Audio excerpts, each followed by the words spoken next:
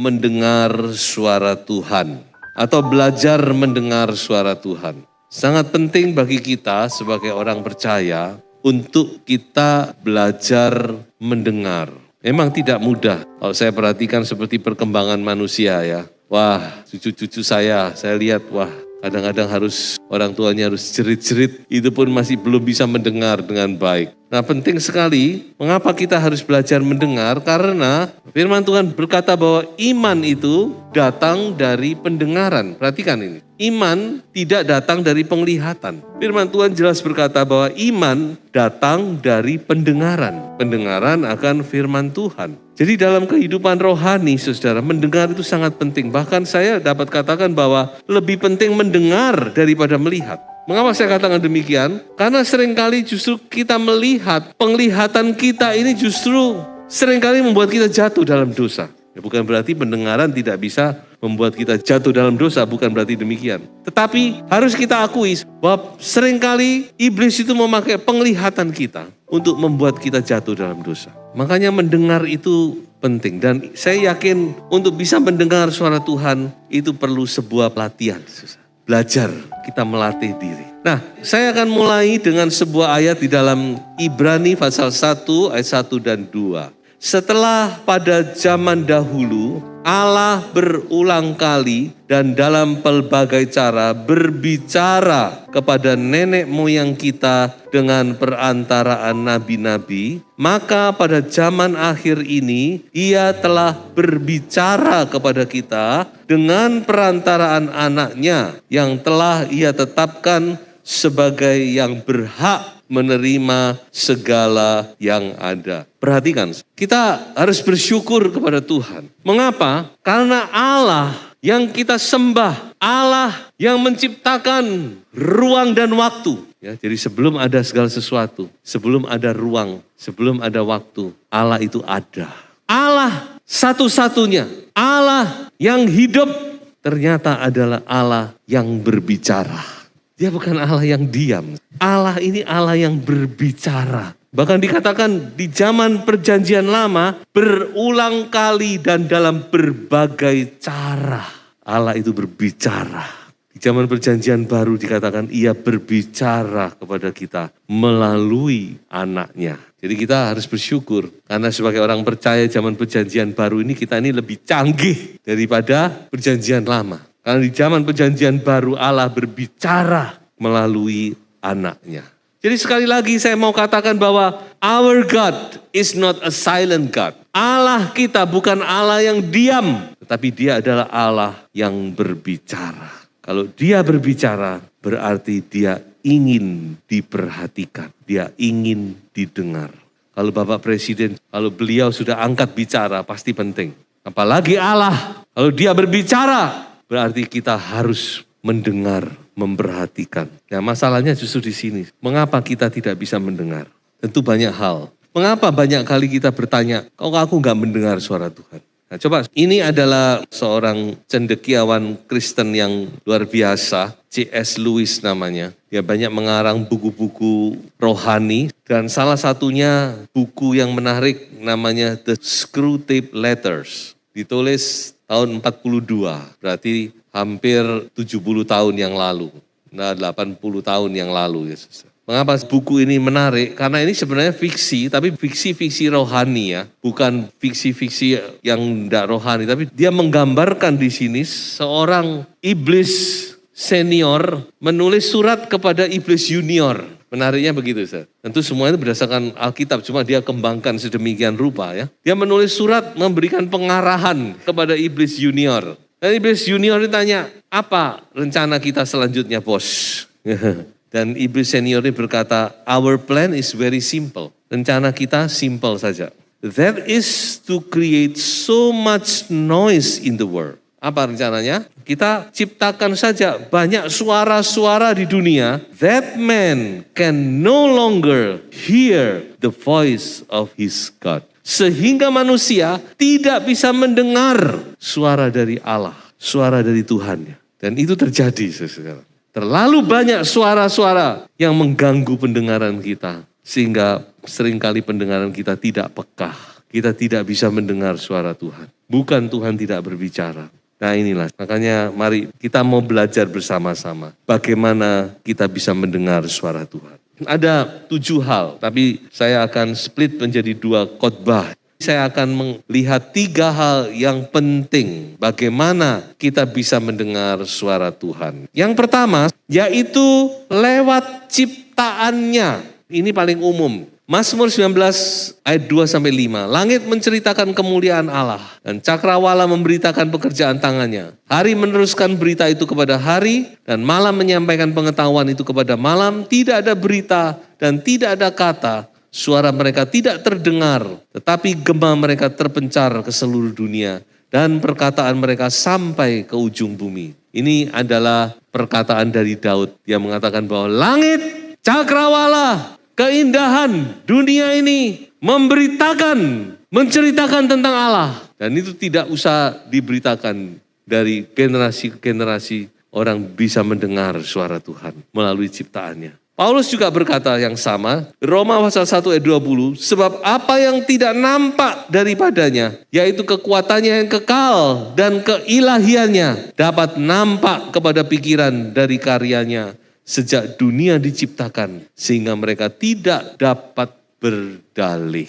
Itulah sebabnya semua manusia satu saat ketika berdiri di hadapan tahta Allah, mereka tidak dapat berkata, saya tidak mendengar suara Tuhan, makanya saya tidak mengenal engkau. No way. Karena Tuhan sudah berbicara. Ini hal yang paling umum, lewat ciptaan.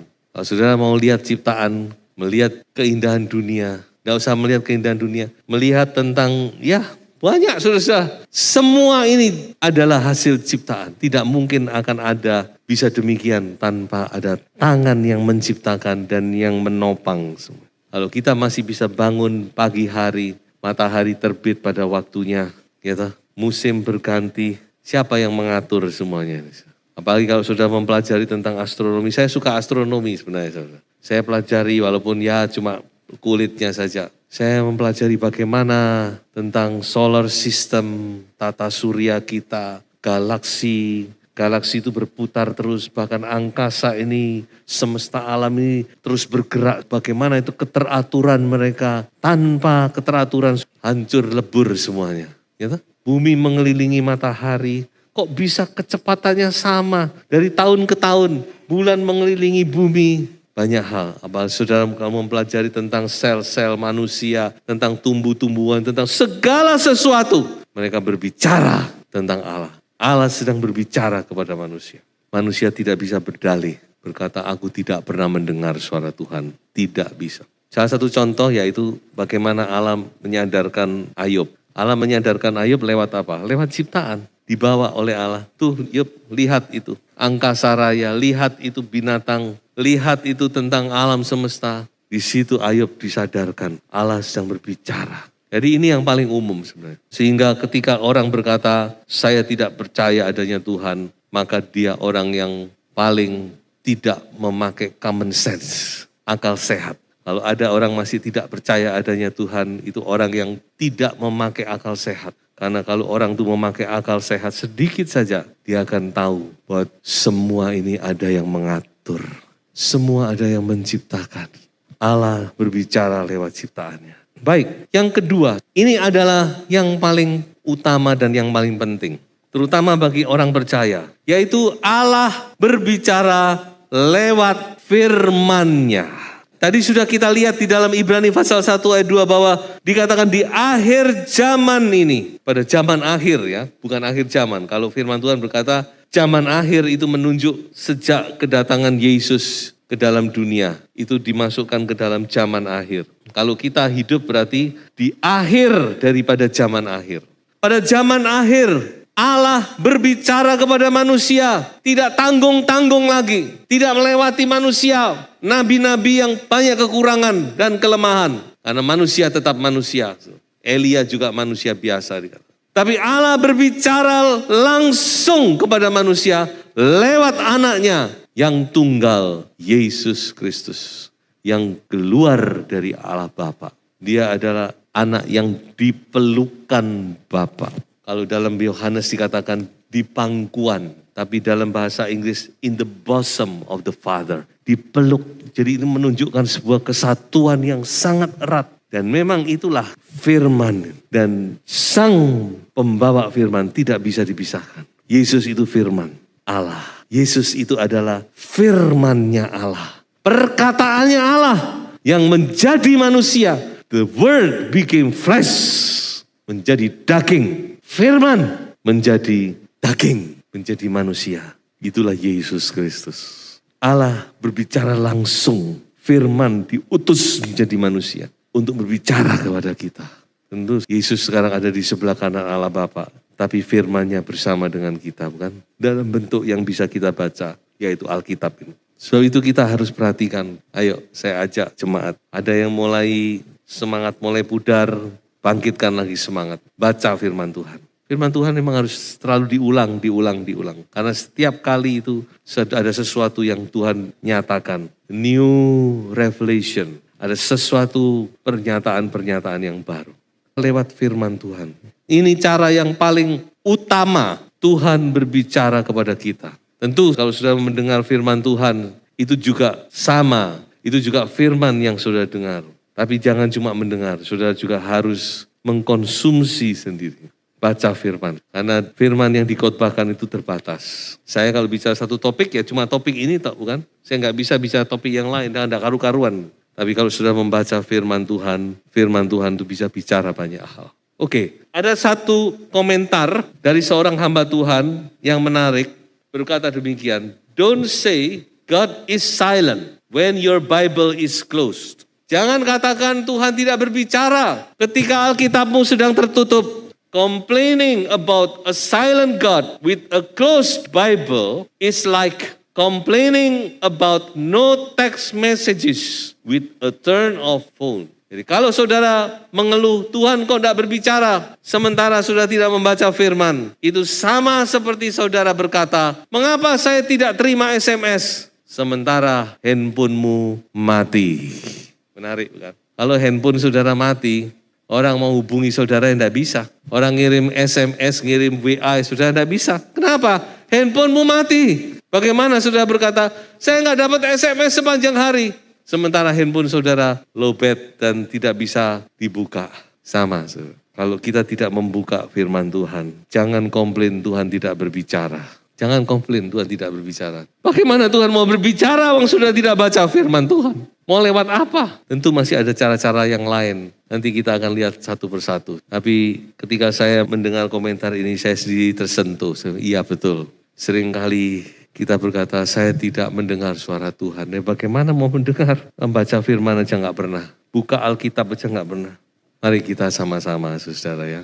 Kita mau belajar mendengar firman. Supaya kita bertumbuh. Supaya rohani kita bertumbuh. Kita mengalami Tuhan sendiri. Saudara mengalami relationship dengan Tuhan. Personal relationship. Bagaimana Tuhan berbicara dan engkau mendengar. Berbicaralah Tuhan. Kami mendengar. Makanya kita harus terus maju terus. Ya. Dan yang ketiga adalah Tuhan berbicara lewat hati nurani kita. Amsal berkata bahwa hati nurani itu seperti pelitanya Tuhan. Seringkali kita tertuduh kan, ketika kita melakukan sesuatu yang gak benar kita tertuduh. Cuma seringkali kita abaikan. Nah ini bahaya di sini. Kalau terus diabaikan lama-lama hati nurani ini tidak lagi bicara. Tadinya suaranya lantang, tapi karena kita terus abaikan lama-lama suaranya mengecil dan kita tidak lagi mendengar. Makanya kita harus jaga. Pemazmur berkata apa? Aku memuji Tuhan yang telah memberi nasihat kepadaku. Roh Kudus itu roh penasehat. Roh Kudus itu counselor. Dia menasehati kita. Senang dia punya penasehat yang ajaib. Yesus salah satu gelarnya adalah penasehat yang ajaib. Wonderful counselor. Pada waktu malam hati nuraniku mengajari aku. Mengapa waktu malam? Karena waktu malam itu kita biasanya hati kita itu tenang. Gak gaduh. Seperti tadi dengan Screwtape Letters. Buat dunia ini gaduh. Supaya manusia tidak bisa mendengar suara Tuhan. Terlalu banyak suara. Suara dari dunia. Suara dari ini, suara dari itu. Membuat telinga kita gak lagi dengar apa. Tuhan bicara apa? Apa? Terus apa-apa toh. Gak dengar saudara. Kayak kalau sudah terima WA putus-putus, gak dengar. Tuhan ingin hati kita itu tenang. Ketika hati nurani kita tenang, dan hati nurani kita murni, hati nurani kita dikuduskan dengan firman, dengan Roh Kudus, maka hati nurani kita ini bisa mendengar suara Tuhan. Tuhan membimbing kita. Makanya penting ya, bukan saja kita memulai hari dengan doa, tapi kita juga harus menutup hari itu dengan hati yang menyembah Tuhan. Coba kita belajar. Kadang-kadang kita cuma pagi aja berdoa pada Tuhan, wah saya lego. Tapi bukan cuma memulai dengan Tuhan, memulai hari dengan Tuhan, tapi kita juga belajar menutup hari dengan Tuhan. Saya pernah beberapa kali saudara mendapat ilham waktu setengah tidur, setengah bangun, saya juga nggak tahu. Seperti Tuhan itu sudah bicara, tek. Bicara tentang ini, poin-poinnya ini. Padahal tidak mikir tentang itu. Jadi ini memang saya alami benar. Tuhan itu Tuhan yang berbicara. Allah itu Allah yang berbicara. Alami dan dengar suara Tuhan. Saya akhiri dengan ayat ini. Ayat ini sebenarnya ayat teguran dari Samuel kepada Saul. Samuel berkata, mengapa engkau tidak mendengarkan suara Tuhan? Banyak kali kita berkata, saya tidak mendengar. Padahal suara Tuhan itu begitu nyata. Mengapa engkau tidak mendengarkan suara Tuhan? Apakah Tuhan itu berkenan kepada korban bakaran dan korban sembelian sama seperti kepada mendengarkan suara Tuhan? Artinya apa? Dibanding korban-korban yang kita berikan, Tuhan masih lebih senang didengar. Orang tua itu senang didengar. Sesungguhnya mendengar itu lebih baik daripada korban sembelian. Memperhatikan itu lebih baik daripada lemak domba jantan. Tuhan Yesus memberkati. Haleluya.